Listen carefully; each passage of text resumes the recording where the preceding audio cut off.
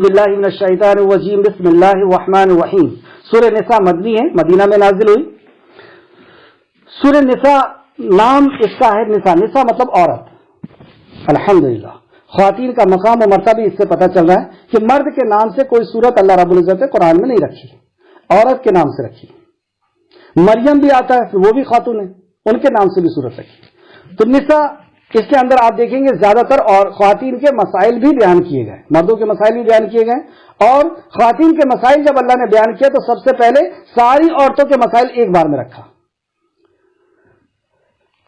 پہلی آیت اس میں ہم غور کرتے ہیں، اعوذ باللہ من الشیطان الرجیم بسم اللہ الرحمن الرحیم۔ کہ اللہ ہم تیری پناہ میں آتے ہیں شیطان مردود سے، اللہ کے نام سے جو رحمان الرحیم ہے۔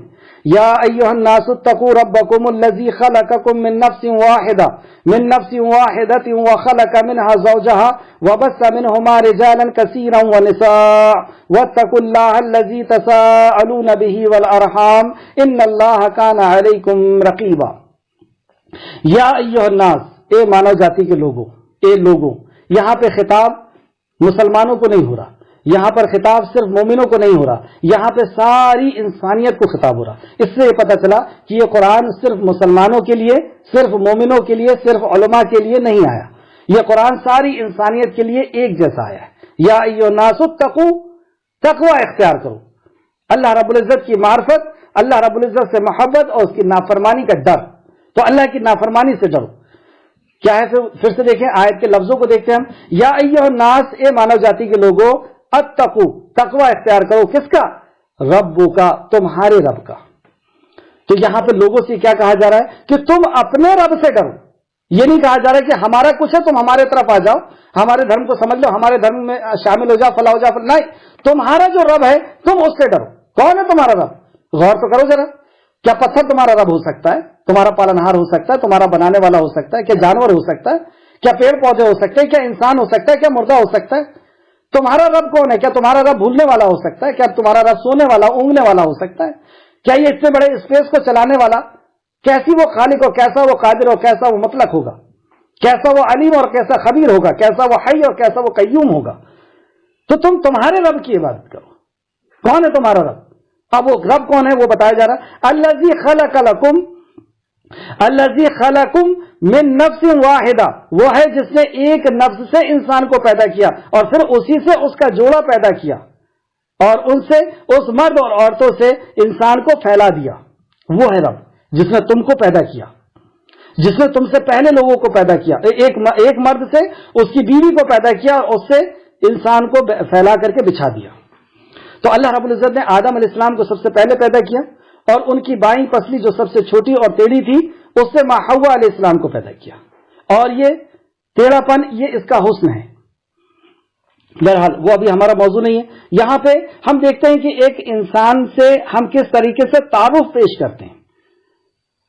ہم جب بھی کسی سے کوئی بات شروع کرتے ہیں تو پہلے انٹروڈکشن ہوتا ہے، پہلے تعارف ہوتا ہے۔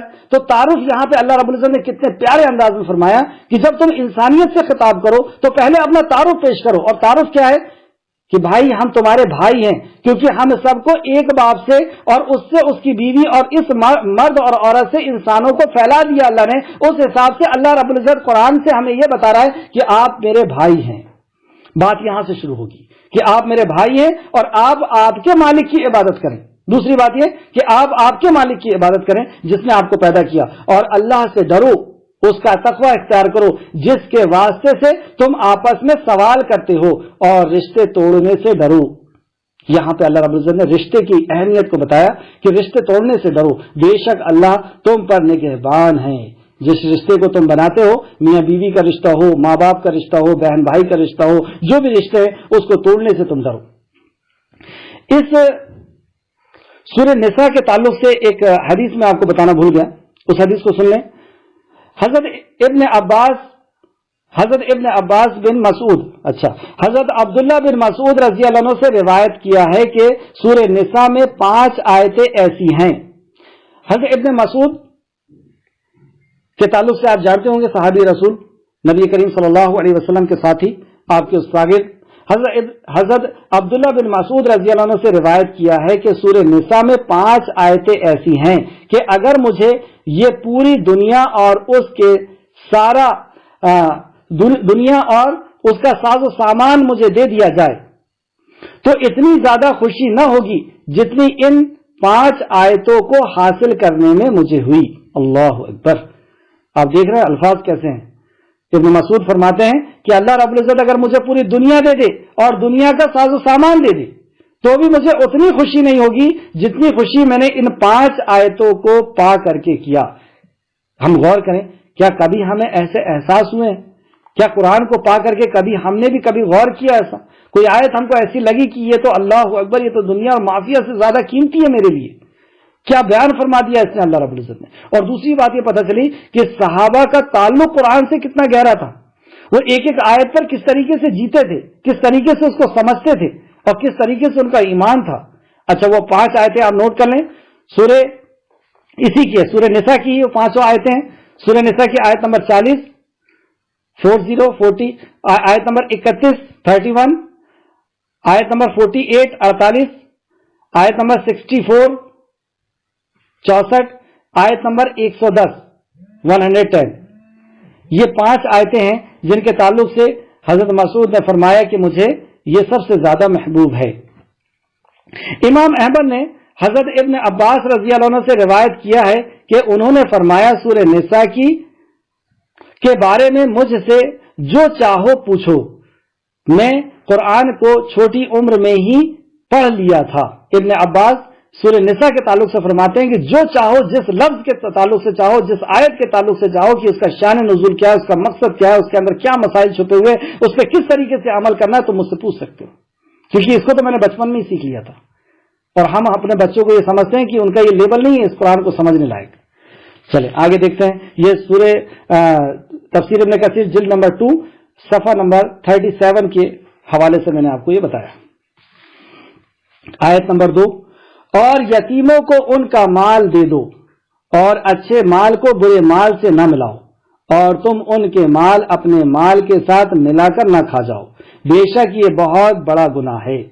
اب یتیم کے تعلق سے 10 آیتیں تک آپ کو اسی میں بیان چلے گا کہ یتیم کا مال کھانا کتنا سخت گناہ ہے، اور اس کی حفاظت کرنا یتیم کے مال کی، یا یتیم کے اوپر سر پر ہاتھ پھیرنے کے تعلق سے بھی نبی کریم صلی اللہ علیہ وسلم نے فرمایا کہ جو یتیم کے سر پہ ہاتھ پھیرتا ہے تو اس کے سر میں جتنے بال ہوتے ہیں اتنی نیکیاں اس کو ملتی ہیں۔ نبی کریم صلی اللہ علیہ وسلم نے اپنے گھر میں یتیم کو ہمیشہ رکھا۔ ایسے ایسے دور بھی نبی مکرم کی زندگی میں گزرے ہیں کہ ماں عائشہ فرماتی ہیں کہ 2 مہینہ ہم نے چراغ ہمارے ہاں چولہا نہیں جلا، لیکن اس کے بعد بھی نبی مکرم نے ہمیشہ اپنے گھر میں یتیموں کو رکھا ہے۔ اور یہ امت آپ دیکھیں کہ جو کرسچن مشنریز ہیں وہ ہر چھوٹے بڑے شہر کے اندر یتیم خانے ان کے ہوتے ہیں، لیکن ہمارے ہاں ہر چھوٹے بڑے شہر میں لڑنے سے فرصت نہیں، مسلمانوں کو اس کی ٹانگ کھینچنے سے، یہ ایسا وہ ویسا، اس جماعت کا ایسا اس جماعت کا ایسا، اسی سے فرصت نہیں، اور ان کے بدعت اور خرافات سے ان کو فرصت نہیں۔ جبکہ نبی کریم صلی اللہ علیہ وسلم کی سب سے پہلی سنت تھی اسکول بنانا۔ جب مکہ کے اندر تھے تو دارالارقم بنایا آپ نے، اور جب مدینہ آئے تو اپنا گھجرا بعد میں بنا، نبی مکرم کا گھر بعد میں بنا، پہلے اصحاب صفہ بنایا، پہلے اسکول بنایا، اور پھر اس کے بعد یتیم خانہ اپنے گھر میں تیار کیا۔ میڈیکل نبی مکرم کے حجرے کے بازو میں جہاں پر صحابہ لوگ پڑھتے تھے، اس کے بازو میں ماں عائشہ صدیقہ رضی اللہ عنہ کا حجرہ تھا جہاں پہ وہ ڈاکٹری کیا کرتی تھی۔ یہ ساری سنتیں ہمارے پاس، لیکن ہمارے پاس اس پہ عمل کرنے کی کوئی ضرورت نہیں، بس نام آئے گا تو جھومیں گے اور نعرے لگائیں گے، اسی کو ہم نے دین سمجھ لیا، اسی کو ہم نے اپنی نجات کا ذریعہ سمجھ لیا، اور یہ ساری سنتوں پہ آج دوسرے عمل کر رہے ہیں جن کو ہم تانے دیتے ہیں، خیر ہے بھی وہ اس لائق، وہ عمل کر رہے ہیں۔ ان کے ہر چھوٹے بڑے گاؤں کے اندر اسکول ہوتے ہیں، یتیم خانے ہوتے ہیں، اور ان کے ہاسپٹلس ہوتے ہیں، لیکن ہمیں ان کی کوئی ضرورت نہیں، اور اس کے بعد بھی ہم مسلمان ہیں۔ اصل میں یہ سب تعلیم سے دوری کا نتیجہ ہے، علم سے دوری کا نتیجہ ہے، ایمان سے دوری کا نتیجہ ہے۔ تو یتیم کے تعلق سے یہاں فرمایا۔ دوسری آیت دیکھتے ہیں، اور اگر تمہیں ڈر ہو کہ تم یتیم لڑکیوں کے بارے میں انصاف نہ کر سکو گے تو ان کے بجائے ان عورتوں سے جو تمہیں پسند ہو، جو تمہیں اچھی لگیں۔ یہاں تک ہم دیکھتے ہیں یتیم لڑکیوں کا اگر تم حق ادا نہیں کر پاؤ گے، ان کے ساتھ انصاف اگر تم نہیں کر پاؤ گے تو ان سے نکاح نہیں کرنا، اور نکاح کن سے کرنا؟ اس سے نکاح کرنا جو تمہیں پسند ہو۔ تو یہ پتا چلا کہ ہمیں پسند والی خاتون سے نکاح کرنا چاہیے، ہمیں سمجھنا چاہیے کہ ہماری جو سوچ ہے ویسی سوچ اس کی ہے یا نہیں ہے۔ میں بزنس مائنڈیڈ ہوں تو وہ بھی بزنس مائنڈیڈ ہے یا نہیں, میں دائی ہوں تو وہی دائی ہے یا نہیں, میری جو سوچ ہے, میری جو فکر ہے وہی فکر اس کے اندر ہے یا نہیں. تو یہ پسند کرنا ہے. پھر اس کے بعد فرمایا کہ اب نکاح کے تعلق سے فرماتا ہے 2-2, 3-3 اور 4-4 سے نکاح کر لو. پھر اگر تمہیں ڈر ہو کہ تم انصاف نہ کر سکو گے تو ایک ہی پر مطلب ایک ہی نکاح کو بس کرو, یا اپنے ملکیت کی لونڈیوں سے ازواجی زندگی یعنی اپنی ضرورت کو پوری کرو, یہ زیادہ بہتر ہے. اس طرح تم نا انصافی کرنے سے بچ جاؤ گی. اس آیت کی موضوع کیا ہے؟ اس آیت کا موضوع ہے انصاف, کہ تم انصاف کرو. نکاح کی اجازت تو دیا کہ 2-2, 3-3, 4-4 کر سکتے ہو, لیکن خبردار اگر تم انصاف نہیں کر سکتے تو ایک پہ بس کرو. یہ انصاف اتنی قیمتی چیز ہے کہ اللہ رب العزت نے سورہ فاتحہ کے اندر فرمایا مالکی یوم الدین, میں انصاف کروں گا. انصاف کسی اور کے ہاتھ میں نہیں دیا کہ جبرائیل کر لیں گے, میکائیل کر لیں گے, کوئی نہیں. انصاف کے لیے جو صفات کی ضرورت ہوتی ہے وہ ساری صفات صرف خالق کائنات کے اندر ہے, کہ وہ بھولتا نہیں, وہ نہیں جانتا, ایسا نہیں, وہ غیب کا جاننے والا, کس نے کب کیا کیا تھا, وہ سارے انصاف کو کرے گا. اور انصاف اتنا قیمتی چیز ہے کہ جب حشر کا میدان لگے گا, 50,000 سال کا دن ہوگا, اس دن میں اللہ رب العزت کے عرش کے سائے کے علاوہ کوئی سایہ نہ ہوگا, سورج 1 میل پر ہوگا, لوگ جل رہے ہوں گے, بھونج رہے ہوں گے. اس وقت اللہ رب العزت نے اپنے عرش کے سائے کے نیچے 7 لوگوں کو جگہ دے گا. اس میں سب سے پہلے کون آئے گا؟ نماز پڑھنے والا, روزہ رکھنے والا, حج کرنے والا, زکات دینے والا. تو سب سے پہلے آئے گا انصاف کرنے والا. تو پتہ چلا کہ انصاف کتنی قیمتی چیز ہے. جس کی 2 بیویاں ہیں, 3 ہیں, 4 ہیں, اگر یہ آپس میں ان کے انصاف نہیں کر رہا ہے تو یہ کل حشر کے میدان میں 2 بیویاں ہیں اور اس نے ایک ہی کی طرف پورا اپنا توجہ کیا ہے, تو وہ اللہ کی بارگاہ میں ایسا کھڑا ہوگا جیسے فالج زدہ انسان ہوتا ہے, کہ ایک طرف جسم ہوگا اور دوسرے طرف کنکال ہوگا, یا ایک طرف کا جسم ٹھیک ہوگا اور دوسرے طرف کا جسم جھکا ہوا ہوگا جیسا پیرالیسس ہو جاتا ہے. ایسا اللہ کی بارگاہ میں کھڑا ہوگا, پوری دنیا اس کو دیکھے گی کہ اچھا یہ کام کر کے آئے حضرت. وہاں سارے رشتہ دار ہوں گے, سارے پہچان والے ہوں گے, اس حالت میں وہ حاضر ہوگا. ایک بات تو یہ پتہ چلی انصاف کی. دوسری بات یہ پتہ چلی کہ یتیم کے تعلق سے اللہ رب العزت نے خبردار کیا ہے. تیسری بات یہ پتہ چلی کہ اللہ رب العزت نے یہ قانون بنایا ہے کہ تم 2, 3 اور 4 نکاح کر سکتے ہو, اس سے زیادہ نہیں کر سکتے. یہ اللہ رب العزت کا قانون ہے کہ تم 2, 4, 3 کر سکتے ہو اگر تم انصاف کر سکتے ہو تو. اور یہ سارے صحابہ آپ دیکھیں گے اور انبیاء کرام, ان کی سنت رہی ہے کہ انہوں نے 2, 2, 3, 3, 4, 4 نکاح کیے ہیں. لیکن ہمارے معاشرے کے اندر اس کو برائی سمجھا جاتا ہے. جس نے 2 نکاح کر لیا اس کو عیاش کے نام سے اس کو جانا جاتا ہے, اس کو برا کہا جاتا ہے. تو یہ کہتے وقت ہمارا جگر کانپنا چاہیے کہ ہم کس سنت کے اوپر انگلی اٹھا رہے ہیں, کس حکم کے اوپر انگلی اٹھا رہے ہیں, کس کے حکم کے اوپر انگلی اٹھا رہے ہیں. اور یہ آپ کے لیے ہوم ورک بھی ہے کہ اللہ رب العزت کے قانون کو اگر کسی نے یہ کہا کہ یہ قانون مجھے پسند نہیں, تو اس کے لیے اسلام کا کیا حکم ہے, اس کی حدیث سے ڈھونڈنا ہے آپ کو. جس نے اللہ رب العزت کے کسی قانون کو یہ کہا یہ قانون ٹھیک نہیں ہے, یہ قانون بہتر نہیں ہے, یہ مناسب نہیں ہے, کتنا بڑا جرم ہے یہ اللہ رب العزت کے قانون کا اعتراض ہے, اللہ رب العزت کی مرضی کا, اللہ رب العزت کے حکم کا اعتراض ہے.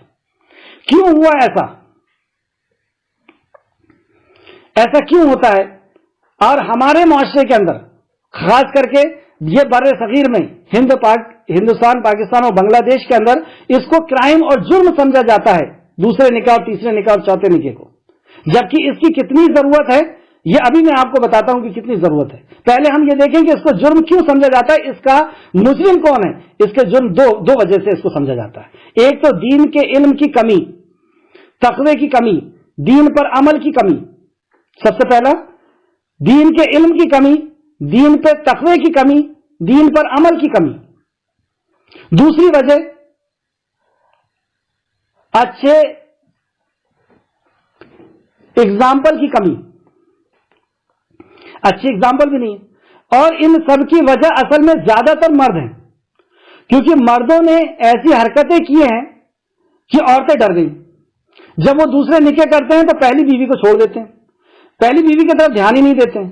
تو اس سے عورتیں ڈر گئیں کہ میرے بھی شوہر نے اگر ایسا کیا تو میں تو جیتے جی مر جاؤں گی، میرے بچوں کو بھی یہ چھوڑ دے گا، مجھے بھی چھوڑ دے گا اور دوسری کے پاس ہی رہے گا۔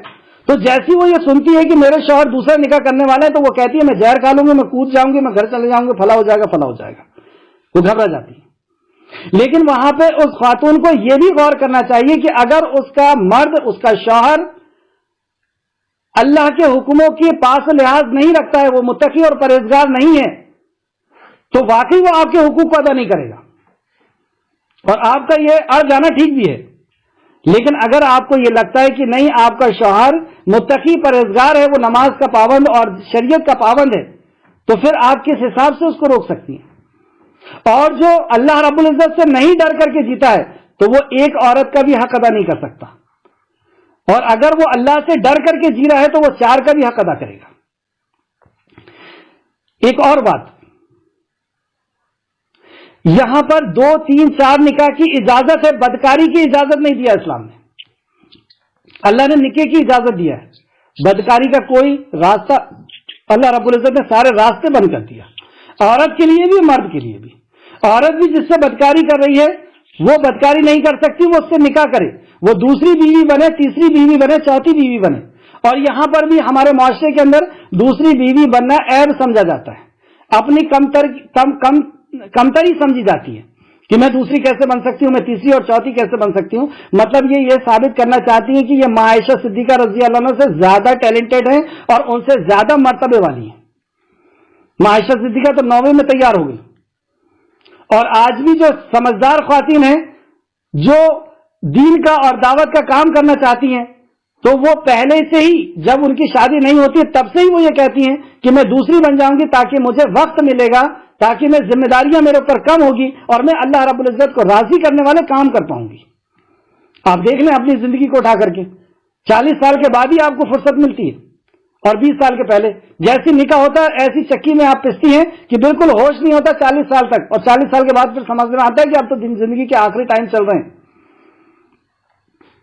بہرحال چوتھی بات ایک اور بہت اہم، یہ اصل میں نے اس لیے یہ کہا کہ یہ عورتوں کے حقوق بتا رہی ہے یہ آیت، یہ بیوی کے حقوق نہیں، ماں کے حقوق نہیں، یہ ساری جو عورتیں ہیں جو ہمارے معاشرے کے اندر ایسی خاتون ہیں جن کے 2 بچے، 3 بچے اور 4 بچے ہیں اور جن کی طلاق ہو چکی ہے یا جن کے شوہر کا انتقال ہو گیا، جن کا خلا ہو چکا ہے، ان کی ذمہ داری کس کے اوپر ہے؟ ان کا کیا حق ہے؟ ان کی ذمہ داری کا سوال کس سے کیا جائے گا؟ آپ کی ذمہ داری کا سوال تو آپ کے شوہر سے کر لیا جائے گا کہ تم نے اپنی بیوی کو نان و نفقہ دیا تھا کہ نہیں، ان کی ضرورت کو پوری کیا تھا کہ نہیں، ان کی حفاظت کیا تھا کہ نہیں۔ یہ تو مرد سے پوچھ لیا جائے گا اور ان کو بالکل سختی کے ساتھ پوچھ لیا جائے گا، لیکن ان عورتوں کے سوال کس سے کیا جائے گا؟ غور کریں آپ۔ اور ایک اور بات آپ غور کریں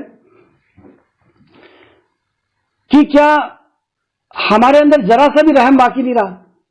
جب کسی خاتون کے بارے میں ہم سنتے ہیں کہ ان کے شوہر کا انتقال ہو گیا، 3 بچے ہیں ان کے چھوٹے چھوٹے، تو پوری عورتیں وہاں پہنچ جاتی ہیں، خوب روتی ہیں کہ یہ 3 بچوں کا کیا ہوگا، ان کی کفالت کون کرے گا، ان کی ضرورت کون پوری کرے گا۔ یہ جھوٹے آنسو ہیں، آپ کو ان سے ہمدردی کی نہیں ہے۔ اگر ہمدردی ہوتی تو آپ یہ کہتے ہیں کہ یہ یتیم بچے جو اب لاوارث ہو جائیں گے اور جو اپنی زندگی کو تباہ اور برباد کر دیں گے، اور یہ عورت کے اوپر ہر کوئی غلط نظر سے دیکھے گا، کیونکہ جس کا شوہر نہیں ہوتا اس عورت کو ہر آدمی اس نظر سے دیکھتا ہے کہ یہ میری عورت ہے۔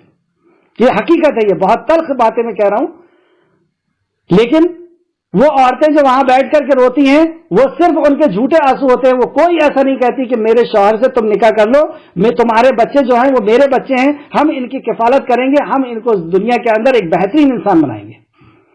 کبھی یہ توفیق نہیں۔ اس میں دیکھیں دونوں طرف سے ہی غلطیاں ہوئی ہیں۔ مردوں نے بھی ایسے اگزامپل پیش کیے ہیں کہ وہ نکاح ایسی عورتوں سے کرتے ہیں کہ جو بالکل دیکھیں گے وہ، ہاں یہ بالکل جو ہے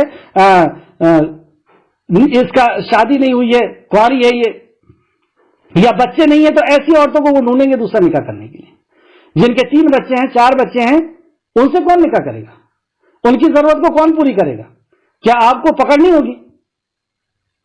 ابن باز کا فتویٰ ہے اس بارے میں کہ کسی خاندان کے اندر، کسی معاشرے کے اندر کوئی عورت ودوا ہے، مطلب طلاق شدہ ہے یا بغیر شوہر کے ہے، اور لوگ اس کو غلط نظر سے دیکھتے ہیں اور مرد وہاں پر رہتے ہوئے اس سے نکاح نہیں کر رہا ہے، تو کل حشر کے میدان میں اللہ رب العزت اس سے سوال کرے گا کہ उस औरत की क्या जरूरत तुझे समझ में नहीं आई थी, उस औरत की क्या बेबसी तुझे नजर नहीं आई थी। मतलब यहां पर आकर के तो ये समझ में आता है कि जानवर से भी बदतर हो गया इंसान। एक जानवर देखिए कई मादाओं को लेकर के चलता है, कई मादाओं की वो जरूरत को पूरी करता है, उनकी हिफाजत करता है, उनकी देखरेख करता है। हम इतने ज्यादा गए गुजरे हो गए कि अपनी जरूरत पूरी करके वहां से अक्सर मर्द आप देखेंगे कि वो अपनी जरूरत पूरी कर करके आ जाएगा, लेकिन उसको अपनी बीवी बनाने के लिए तैयार नहीं। 100-200 रुपए में वो जरूरत पूरी करेगा। अच्छा, औरतें भी बाज वक्त ही ऐसा कहती हैं कि तुम अफेयर कर लो लेकिन निकाह मत करो, मतलब तुम जहन्नम में चले जाओ, तुम जलो जहन्नम में जाकर के, लेकिन निकाह मत करना। ये सब दीन की और इल्म की कमी है, ये सब तकवे की कमी है, और ये सारी चीजों का हिसाब हमारा खालिक हमसे लेने वाला है। हम क्या समझ रहे हैं कि बस इसी तरीके से छूट जाएंगे। मुआशरे के अंदर क्या हो रहा है, आंख बंद करके हम जीते रहें। और ये जो कानून अल्लाह रब्बुल इज्जत ने बनाया है, ये बैलेंस इसके बगैर हो नहीं सकता। आप इसका साइंटिफिक चीज भी अगर आप समझना चाहें तो जैद पटेल के बयान को सुनिएगा 4 खातून के निके के ताल्लुक से, आपको पता चलेगा कि कितनी साइंटिफिक चीज, मतलब 2 घंटे का उनका बयान है इसी सिर्फ एक मौजू के ऊपर। और अगर आप ख्वातीन हैं और आपकी ख्वातीन की फीलिंग्स है तो आप डॉक्टर फरहत हाशमी जो एक खातून है उनके बयान को सुनिएगा आप इन 4 ख्वातीन के निके के बारे में, कि ये हमारे रब का कानून है। हमारे रब का कानून हमारे लिए गलत नहीं हो सकता, कभी गलत नहीं हो सकता। ना मर्द के लिए गलत हो सकता, ना औरत के लिए गलत हो सकता है। क्या आप समझते हैं कि जन्नत के अंदर अल्लाह रब्बुल इज्जत कोई ऐसी चीज देगा जो सबसे ज्यादा बुरी होगी? क्या मेरी बहनों, क्या अल्लाह रब्बुल इज्जत आपको जन्नत के अंदर कोई ऐसी चीज देगा जो दुनिया में सबसे बदतरीन हो? क्या आपका ऐसा अकीदा है? आप दुनिया के अंदर, हिंदुस्तान, पाकिस्तान और बांग्लादेश की जो ख्वातीन है दुनिया के अंदर सबसे बदतरीन, वो अपनी सौतन को समझती हैं। अल्लाह रब्बुल इज्जत जन्नत में सौतन भी देगा, मतलब ये नेमत है, ये बुरी चीज नहीं है। अब आखिरी में, वक्त इसमें ज्यादा मेरा हो गया, आखिर में मैं 2 बात इस आयत के खुलासे में कहना चाहूंगा। इस पे आप लोग गौर करिएगा जरूर, अल्लाह मुझे भी और हम सबको तौफीक दे। पहली बात इस आयत के खुलासे में मैं ये कहूंगा कि हम रहमान के बंदे हैं, हम रहमान और रहीम के बंदे हैं, हम रहमतुल लिल आलमीन की उम्मती हैं। हम इंसानियत के ऊपर रहम करें, हम उनकी जरूरत को, अपनी जरूरत को समझ करके समझें, गौर करें, अपने ऊपर लेकर के गौर करें। मैं ये गौर करूं कि मेरा अगर इंतकाल हो जाए तो मेरी बीवी का, मेरे बच्चों का सरपरस्त कौन बनेगा? आप गौर करें, मतलब कितनी सोचने वाली बात है ये कि हमारे ऊपर अगर गुजरे तो क्या मैं ये नहीं सोचूंगा कि अगर मेरा इंतकाल हो जाए तो मेरा कोई दोस्त, मेरा कोई रिश्तेदार, मेरा कोई साथी ऐसा हो जो मेरी बीवी की किफालत कर ले, मेरे बच्चों की किफालत कर ले, उनको आवारा और अय्याश बनने से रोक ले, क्योंकि बगैर बाप की सरपरस्ती के कोई बच्चा कैसे सही हो सकता है? बहुत मुश्किल है। ऐसी कई बहनें बैठी हुई हैं जिनकी लड़कियां हैं और इस वजह से नहीं कर रही कि नहीं साहब लड़की है, नहीं करते, कुछ ये कह करके इनकार कर देते, नहीं लड़का है, पर्दा नहीं होगा, फला होगा। तो हम रहमतुल लिल आलमीन की उम्मत हैं, हमारे अंदर रहम होना चाहिए। दूसरा, अल्लाह का कानून हमारे लिए गलत नहीं हो सकता। हम अल्लाह की रजा पे राजी रहे। अल्लाह ने अगर हमारे लिए कोई कानून बनाया, बज़ाहिर हमको उसमें परेशानियां नजर आ रही हैं कि एक बेबी और हो जाएगी, उसकी जरूरत कैसी पूरी करूंगा? हाँ, जरूरत की पूरी करने में भी एक आप अकीदा देख ले कि इतना शिरकिया अकीदा होता है इंसान का कि मैं कैसे जरूरत पूरी करूंगा? मैं तो एक औरत की पूरी नहीं कर पाता हूं तो 2 की कैसे करूंगा? मतलब वो जरूरत पूरी करने वाला अपने आप को समझ रहा है, ये अकीदे का बिगाड़ है। हमारी जरूरत, हमारी औलाद की और हमारी बीवी की जरूरत अल्लाह पूरी कर रहा है, हम नहीं पूरी कर रहे। वो आएगी, अपना मुकद्दर लेकर के आएगी। और बहनें भी ये चीज सोचती हैं कि वो अपना एक आदमी, एक बीवी का और एक बच्चों का तो पूरा नहीं कर रहा, मेरा कहां से करेगा? तो उसका भी अकीदा गलत है। वो भी अकीदा ये बना करके रखी हुई है कि वो मर्द मेरी पूरी करेगा। करने वाली जात अल्लाह रब्बुल इज्जत की है। अगर यही बात सही है तो फिर गरीबों के निके नहीं होना चाहिए। कुछ बहनें अपना ये मिजाज बना करके रखी हैं कि मैं दूसरी बीवी नहीं बन सकती, ये भी इनका अकीदा गलत है। और कुछ माँ बाप ने भी ये मिजाज बना लिया कि मेरी लड़की जो है वो बूढ़ी होकर के मर जाए, लेकिन मुझे दूसरी बीवी नहीं बनाना इनको। उसकी फीलिंग को ना माँ बाप समझने को तैयार नहीं। बताइए आप कैसा मुआशरा हो गया? माँ बाप जरूरत नहीं महसूस कर रहे कि हमारी लड़की की क्या जरूरत है, कैसे वो जिएगी, कितने डिप्रेशन में रहती है वो, लोग मुआशरे को किस तरीके से वो फेस कर रही है। बहरहाल इस पर आप गौर करें और इस ताल्लुक से और भी लिटरेचर को देखें और पढ़ें। अल्लाह रब्बुल इज्जत हमें اللہ کی رضا پہ راضی ہونے والا بنا دے، آمین۔ اور عورتوں کو ان کا مہر خوشی کے ساتھ ادا کرو، پھر اگر وہ دل کی خوشی سے تمہیں چھوڑ دیں تو اسے تم اچھی طریقے سے استعمال کر سکتے ہو۔ یہاں پہ اللہ نے بتایا آیت نمبر 4 کے اندر کہ مہر عورت کا حق ہے، اس کو یہ حق دینا ہے۔ اگر تم نے مہر نہیں دیا تو تم نے حق تلفی کی۔ کئی لوگ اس میں ادھار کرتے ہیں اور پھر ادھار کرنے کے بعد نہیں دیتے ہیں اور مر جاتے ہیں تو لوگ کہتے ہیں کہ معاف کر دو۔ یہ سارے طریقے اسلام کے خلاف ہیں۔ جب تک مہر نہیں ہے جب تک نکاح کرنے کی ضرورت نہیں۔ یہ کئی صحابیوں سے ہم کو پتہ چلتا ہے کہ نبی مکرم کے پاس جب صحابی آئے تو نبی مکرم نے کہا کہ مہر لے کر کے آؤ، اور پھر انہوں نے مہر لے کر کے آیا اور پھر آپ کا نکاح کرایا گیا۔ تو نکاح نقد دینے کا سسٹم اسلام کے اندر ہے، اس میں ادھاری کا کوئی معاملہ نہیں ہے، اور مہر اتنا دیا جائے گا جتنا دونوں کے بیچ میں طے ہوگا۔ آیت نمبر 5، اور تم اپنی وہ مال، کتنا وقت بچا؟ اچھا ٹائم پھر ہو گیا، 4 ہی آیت ہو پائی ہے۔ اللہ رب العزت سے دعا ہے کہ اللہ رب العزت ہمیں صحیح معنوں میں اللہ کے کلام کو سمجھنے اور اس پہ غور و فکر کرنے کی عمل اور توفیق دے، آمین یا رب العالمین۔